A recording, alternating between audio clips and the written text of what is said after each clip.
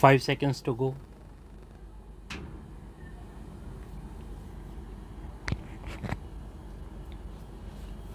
Start. Feeling aggrieved and dissatisfied with the impugned judgment and order passed by the High Court of Judicature at Allahabad in writ text by which the High Court has dismissed the said writ petition preferred by the appellant herein, seeking direction to the respondents for consideration of the case of the petitioner under the scheme Sabka Vishwas Scheme 2019, the original writ petitioner has preferred the present appeal. The facts leading to the present appeal in a nutshell are that the appellant company registered with the Service Tax Department was a company engaged in providing hospitality services.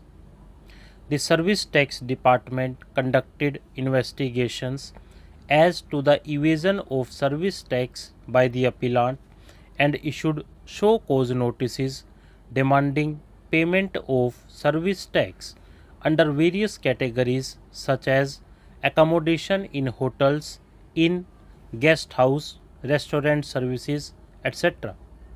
Proceedings under the Insolvency and Bankruptcy Code Act 2021 were initiated against the appellant company.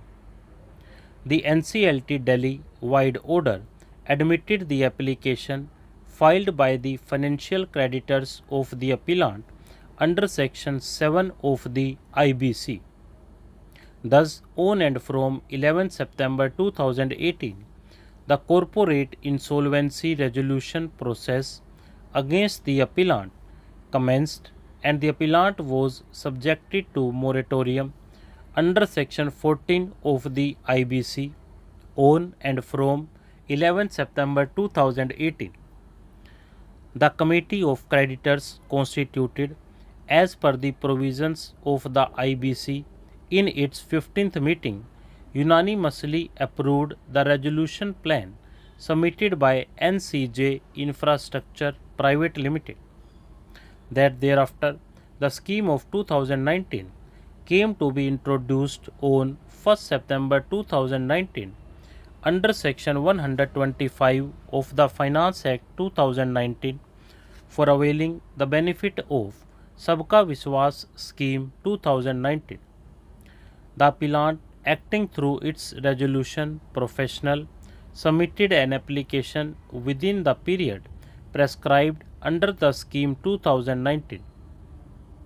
The applicant company was issued form number 1 on 27 December 2019. At this stage, it is required to be noted that the last date for making the application under the scheme 2019 was 31st December 2019. Thus, form number 1 was issued within the prescribed time limit and the tax dues were computed by the appellant as per the scheme 2019. That thereafter, form number 3 was issued by the designated committee determining the amount due and payable under the scheme by the appellant. It appears that payment of tax dues were made. That the NCLT approved the resolution plan of the successful resolution applicant NCJ Infrastructure Private Limited it wide order. Thus, on approval of the resolution plan by the NCLT, the moratorium period came to an end with the closure of the insolvency proceedings on 24th July 2020. Subsequent to the acceptance of the resolution plan by the NCLT, the appellant wrote to the successful resolution applicant and the Commissioner CGST and Central Excise Agra, intimating them that the resolution process under the IBC had come to an end and that the appellant is ready and willing to make full amount of rupees 125 lakhs as ascertained by the designated committee in form number 3.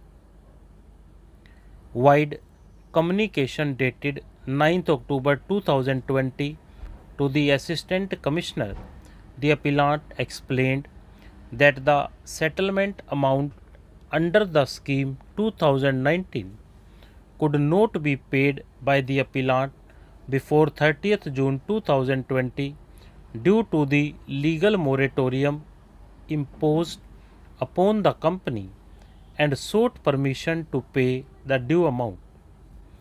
The Joint Commissioner Agra wide letter intimated the appellant that the last date for payment under the scheme was 30th June 2020, which could not be extended. Consequently, the request of the appellant was rejected.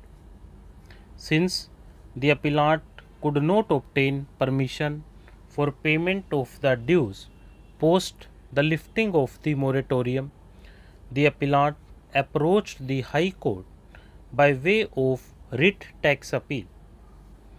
By the impugned judgment and order, the High Court has dismissed the said writ petition on the grounds that 1. The High Court shall not issue a direction contrary to the scheme. 2. The reliefs sought cannot be granted as the designated committee under the scheme is not existing.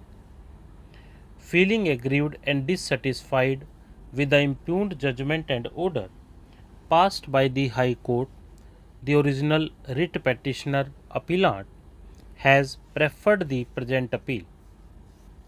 The learned counsel, appearing on behalf of the appellant, has vehemently submitted that in the facts and circumstances of the case, the Honorable High Court has seriously erred in dismissing the writ petition and not directing the authority to accept the amount due and payable under the scheme 2019.